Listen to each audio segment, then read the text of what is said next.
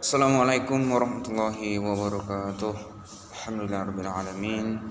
Hamdan wa syukran lillah. Salamun wa tasliman ala nabiyillah Muhammad bin Abdullah alladzi la nabiyya ba'da amma ba'du. Yang terhormat Bapak dosen selaku pembimbing mata kuliah dan yang saya cintai kawan-kawan sejawat seperjuangan. Bersyukur kita kepada Allah karena pada kesempatan kali ini kita masih bisa diberikan nikmat, baik itu nikmat kesehatan, nikmat kesempatan, terlebih-lebihnya nikmat iman dan Islam. Oke, tanpa memperpanjang mukadimah lagi, saya akan membahas makalah saya yang berjudul Taubat, di mana judul taubat ini tentang materi akidah akhlak di dalam SMA kelas 10. Yang pertama, pengertian taubat. Kata taubat berasal dari bahasa Arab, yaitu at-taubah, yang kata kerjanya taba, yatubu, yang berarti rujuk atau kembali. Menurut istilah yang dikemukakan ulama, pengertian taubat ialah kembali dari kemaksiatan kepada ketaatan, atau kembali dari jalan yang jauh dari Allah kepada jalan yang lebih dekat kepada Allah. Yang B, membersihkan hati dari segala dosa. Yang C, meninggalkan keinginan untuk melakukan atau melakukan kejahatan atau menangguhkan kejahatan seperti yang pernah dilakukan, dengan mengagungkan nama Allah dan menjauhkan diri dari kemakmurannya.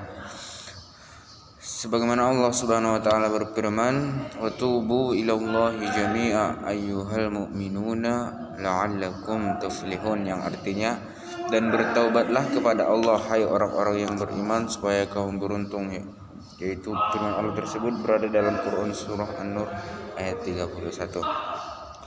Secara syar'i, taubat adalah meninggalkan dosa karena takut pada Allah, menganggapnya buruk, menyesali perbuatan maksiatnya, bertekad untuk mengulanginya dan memperbaiki apa yang mungkin bisa diperbaiki kembali dari amalnya. Yang kedua, syarat-syarat taubat. Taubat baru dianggap sah dan dapat menghapus dosa apabila telah memenuhi syarat yang telah ditentukan. Bila dosa itu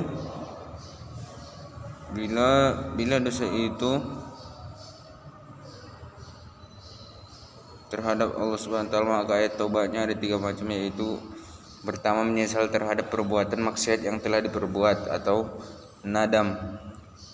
Yang B, meninggalkan perbuatan maksiat itu.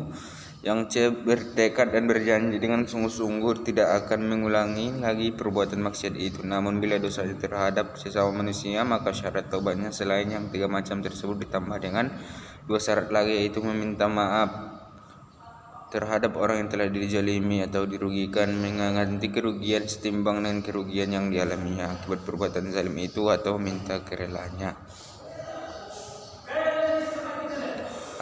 Yang kelima, hakikat taubat. Hakikat taubat yang perasaan hati yang menyesali perbuatan maksiat yang sudah terjadi, lalu mengarahkan hati kepada Allah Azza wa Jalla pada sisi usia, serta menahan diri dari dosa, melakukan amal saleh dan meninggalkan larangan adalah wujud nyata dari taubat. Taubat mencakup penyerahan diri seorang hamba kepada Rabb-nya, inabah atau kembali kepada Allah Azza wa Jalla, dan konsisten menjalankan ketaatan kepada Allah. Jadi sekedar meninggalkan perbuatan dosa namun tidak laksanakan amalan yang dicintai oleh Allah Azza wa Jalla. Yang ketiga, penutup, yang itu kesimpulan. Kesimpulannya ialah bertaubat artinya ia kembali dari dosa, berpaling dan menarik diri dari dosa. Taubat adalah kembali kepada Allah dengan melepaskan hati dari belenggu yang membuatnya terus-menerus melakukan dosa atau melaksanakan semua hak yang salah.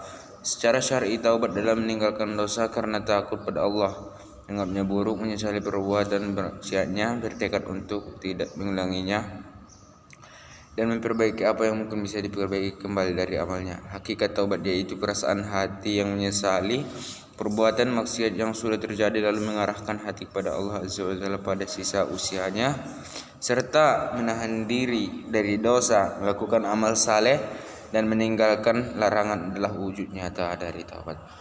Demikianlah isi makalah saya.